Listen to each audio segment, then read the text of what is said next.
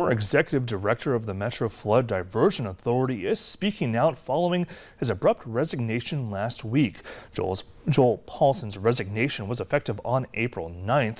Paulson says that his sudden decision was due to irreconcilable differences over contract language that he believes could potentially increase risk both financially and logistically to the critical project. Paulson also went on to say that his commitment to transparency, accountability, and ethical leadership has always been at the forefront of his profession, and that it is essential that he remains true to his values. Now, for more on Paulson's statement, click on this story on your free VNL News app.